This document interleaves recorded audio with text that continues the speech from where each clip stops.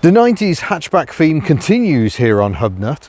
We've recently tested Vauxhall Astra, Ford Escort, Peugeot 306, and now we have the Japanese rival, or one of them, the Toyota Corolla, a true world car built in astronomical numbers and surviving very well, but perhaps not so well here in the UK. Damp is finally claiming them, but this example is in a stunning metallic green, really nice condition. Let's take a closer look and then go for a drive. So this is a 7th generation Toyota Corolla. It's a nameplate with a long history beginning in the 1960s with a rear wheel drive saloon, and it continues to this very day. You can still buy a Toyota Corolla. The name tag was briefly rested in the UK with the Auris, but they've now gone back to Corolla again. This is a top spec CDX, although it's got the 1.6 engine. There is also a 1.8 that could be specified. And it's the 5-door hatchback. So you could get a 3-door version in this body shell, you could get a 4-door saloon, or you could get a liftback, and there was also an estate.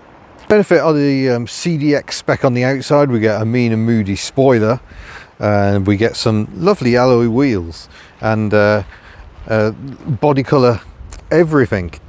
So it's quite a nice looking car. This green is absolutely magical. I'm absolutely in love with it.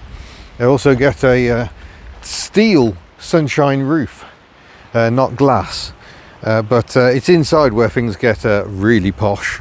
So let's take a look. Quality check.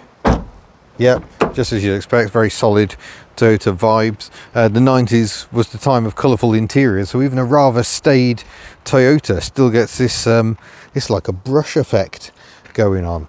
We've got fake wood aplenty in here. We've got buttons everywhere, so electric mirrors, 4 electric windows. We've got adjustable panel lights, indicators right. Still yet to simplify it for the European market and put the indicators left, which suits left-hand drive better. A modern Pioneer head unit, but we've got air conditioning. I don't believe it works, but it was fitted new. Digital clock with a button to take it back to 0. Make it easier to do timing changes rather. We've got the 4-speed automatic in this example. Little cubby down there, little cubby in there.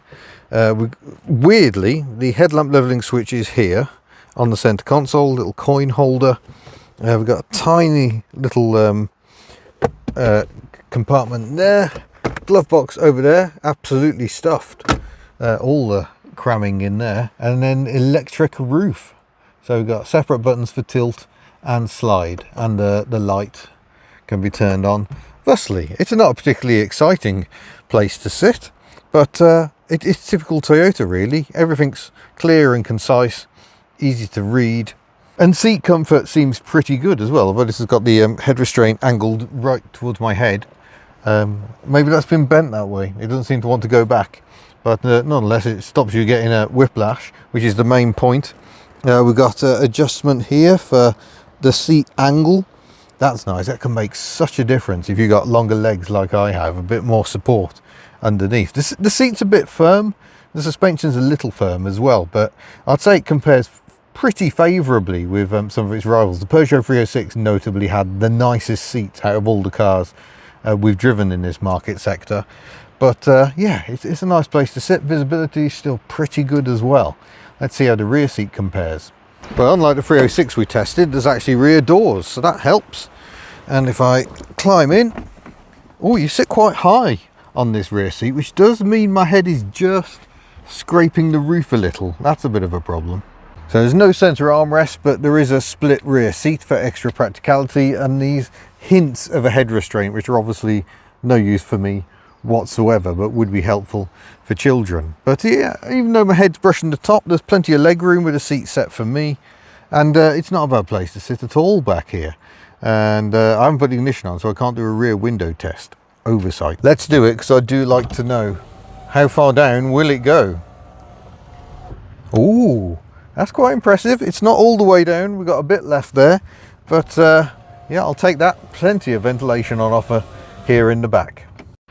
So typical Japanese car, there is a remote release for the boot that you can pull next to the seat, and for the fuel flap. Otherwise you've got to use the key. I don't think there's a handle on the outside, so you can't get carjacked as you're driving along. So here's the boot. Pretty decent space, I think. The backpack sharing space with an awful lot of stuff. Got the owner's manual tucked away here. That's really nice. I'm not going to get that out because it is strapped in very well indeed. Under here, I'm not going to be able to get to the spare wheel well, but I believe there is a full-size spare in there, and like I say, seats will fold for even more space. So there we go. I mean, I quite like the styling. I think the styling is very Japanese. It is very clearly a Toyota, but I kind of like it for that. I also look how curvy the rear wiper arm is. Ooh, and it does park. That is the correct parking position for this generation of Corolla. And there we go. We got the 4A FE engine. We got fuel injection, and this 1.6 litre engine produces around 114 brake horsepower, or 84 kilowatts, so it should be quite punchy. That is quite impressive. A Ford Sierra, for instance, just in production as this was built, more like 75 brake horsepower from 1.6, and would still be carburettor in these pre-catalyst times. But that looks pretty tidy in here. Everything nice and easy to get to. We've got the distributor right there, the alternator down there, the aircon compressor a bit less practical right down there. Quite an unusual option for the UK at this time. Quite rare on a car of this class. So we think this dates from, oh sorry, no, it's not 92, is it? It's 97 is when this example was built. So compares very favourably with the Escort, which is also on an R plate. So yeah, 1997. I think this shape came out in 91 and ran through till 99. So fairly similar to the 306. But let's get you in the mount and we'll see what this baby's like. Okay then, seatbelt on. And we'll get motoring. That isn't roadkill in the road. It looks like roadkill. It's just a piece of plastic. So don't fret, folks. Let's just do engine oral test. Ooh. It sounds quite pokey, doesn't it? So away we go.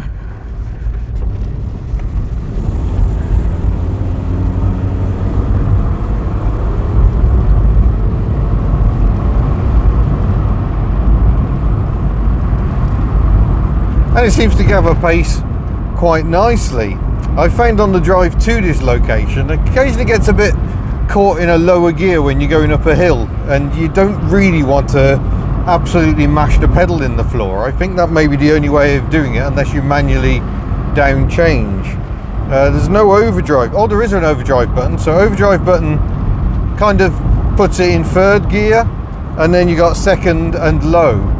So it's a slightly strange way of going through the 4 gears. So if you're on roads where it's starting to get a bit twisty, you press the overdrive button on the side there, and it keeps it in that slightly higher gear.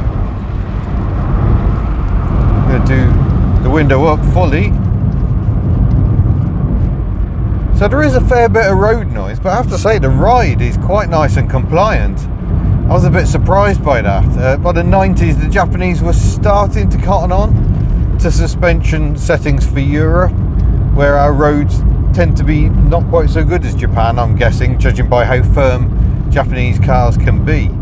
The steering's fairly dead, but then that's true of most of the rivals we've tested. The Astra, particularly unpleasant. This is more direct than the Astra, so it doesn't take very much turning to start getting you going around a bend. The Astra almost had a bit of a dead bit in the middle. And then give the brakes a shove. Very reassuring brakes, they respond very well. I found the 306 did stop, but you had to give the brakes quite a good shove. The Escort and the Astra are pretty decent and fairly even in terms of their braking ability. Yeah, I mean, I can't say it's not fun to chuck down a road like this, like the 306 is, but it's not unpleasant at all. It's nice, it's okay. It's pretty good, and for a lot of people that was fine, that was plenty. Oh, whoa, whoa, didn't quite take off, folks, we're all right. It's just staggeringly competent. It is a bit of a shame about the road noise, not on the best road surface. There we go, we're onto a quieter road surface, and it's a little less offensive on the ears, but yeah, it rides really quite nicely. I think I'm actually slightly surprised. I've owned a Starlet of this generation and I found the ride a bit unforgiving in that. This kind of feels like I'd almost be very happy to do a long journey in it. The only slight concern I have is the seat is quite firm. The seat just feels thin, a little inadequate. I mean, the Escort's the same, and I've survived several long trips in the Escort without spinal damage, so maybe I'm being a bit fussy for this market sector. The Astra, again, the seats are okay, not amazing. Generally you just leave it in D and forget all about it. It seems to respond quite well. It's the one difficulty is all the other cars we've tested in this market sector have been a manual, but I think we know that Toyota know how to make a manual gearbox. A couple of trim rattles. There might actually be a seatbelt rattling over there, or perhaps even my mount, but yeah, it's pretty good. It feels fairly refined, I think. Windscreen wiper test. You have to remember, pull towards is your mist function. Have to press the button on the end, and there we go. And they sound a little tired, but good overlap, no triangular doom, kind of pretty much as you'd expect of Toyota. Very rare to see a triangular doom on a Toyota.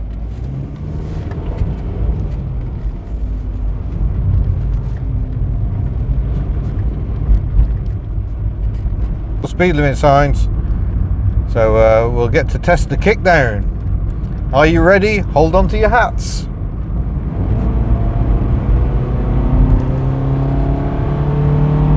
Oh, whoa. Yeah, that got us up to 60 quite briskly there. And it's an engine, boy, heck, when that came on cam, it pulled really well. 120 brake horse, sorry, 114 brake horsepower. 120 was the 1.8. I mean, that is punchy for a 1.6 at this time.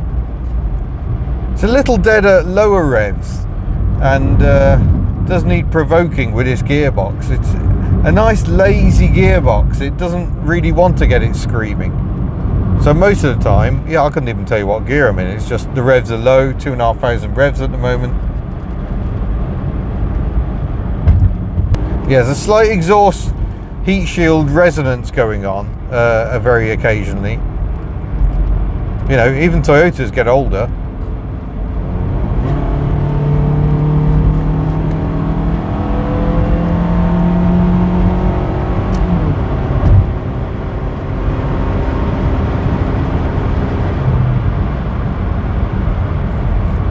Dual carriageway into a surprisingly tight bend.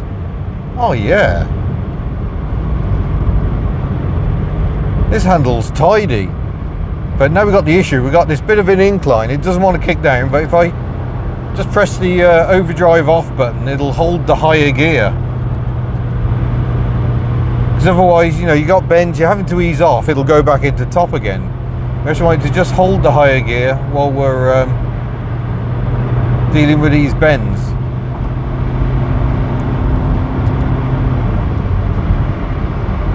It's a slightly odd setup, very Japanese. The London taxis, when they were using the Nissan 2.7 diesel and could be specified with an auto box, they had the overdrive function as well. And I guess most of the time they probably had the overdrive not engaged because they're only doing town miles.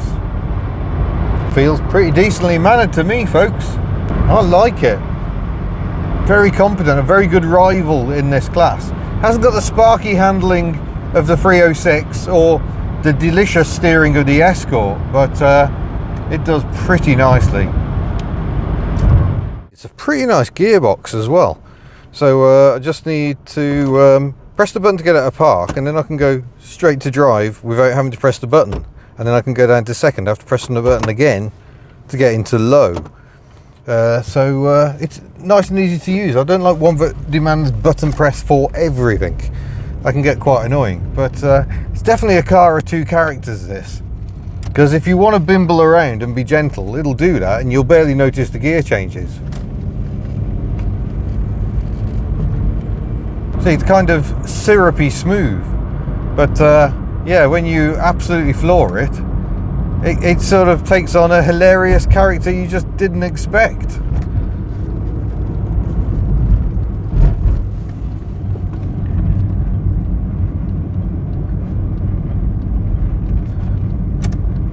So when you give it the beans,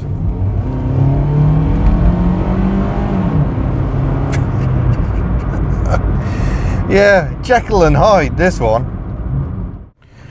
Right, rear wiper test.